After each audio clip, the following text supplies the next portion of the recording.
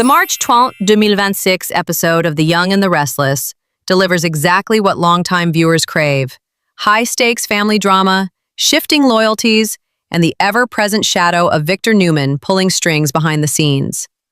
This installment leans heavily into emotional fallout, while planting seeds for even bigger conflicts ahead, making it a compelling watch for both devoted fans and casual viewers. At the center of the episode is Lily Winters, whose return to Genoa City is anything but triumphant. What initially seems like a reunion quickly turns into a confrontation, as Devon and Nate waste no time calling her out. Their anger feels justified and refreshingly grounded, given the emotional chaos Lily caused by misleading her family about her children's safety. The writers do a strong job here of not letting Lily off the hook too easily. Devon's outrage, in particular, carries weight. His perspective as a father adds depth to his reaction, making his disappointment feel deeply personal rather than just moral indignation. Lily's defense, that she believed she was doing the right thing, lands awkwardly, and that's clearly intentional. The episode smartly portrays her as someone who has lost her moral compass in her quest to regain control, particularly where Victor is concerned. Her insistence that things are different this time feels less like confidence and more like denial, setting up a likely arc where she must face the consequences of trusting Victor yet again. Speaking of Victor Newman, this episode reinforces why he remains one of daytime television's most formidable and polarizing figures. His scenes at the ranch are classic Victor, controlled, calculating, and unapologetically ruthless. His conversation with Victoria is especially revealing.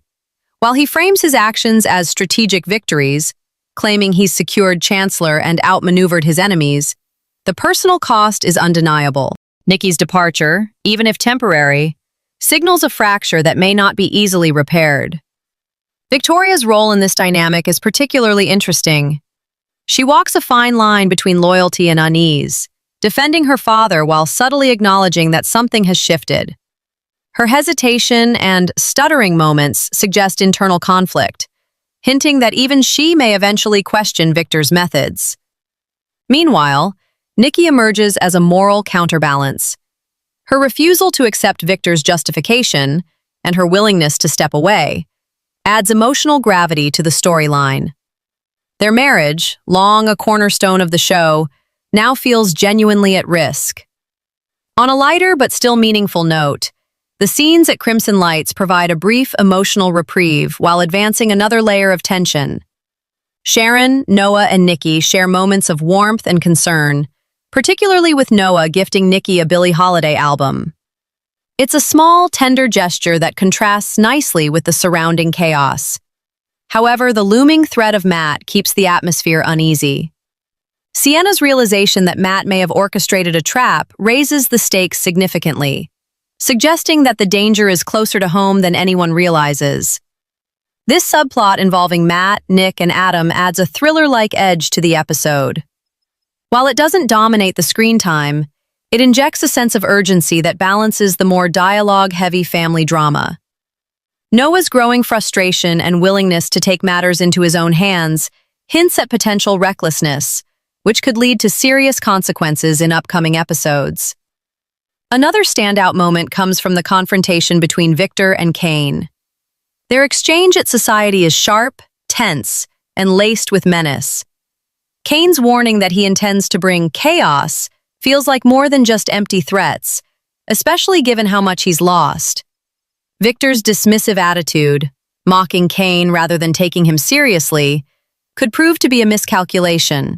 If there's one recurring theme in this episode, it's that Victor's confidence may be blinding him to the ripple effects of his actions. Overall, this episode excels in its character-driven storytelling. Rather than relying on shocking twists, it builds tension through emotional stakes and interpersonal conflict. Each storyline feels interconnected, with Victor's influence serving as the thread that ties everything together. The pacing is steady, allowing scenes to breathe while still moving the narrative forward. For U.S. audiences, particularly those who appreciate long-form storytelling and complex character dynamics, this episode is a strong example of what The Young and the Restless does best. It respects its history while continuing to evolve its characters, ensuring that even familiar conflicts feel fresh. In the end, March Trent's episode is less about resolution and more about escalation. Relationships are strained, trust is eroded, and multiple storylines are poised to explode. If this episode is any indication, the drama in Genoa City is far from over, and viewers will definitely want to stay tuned.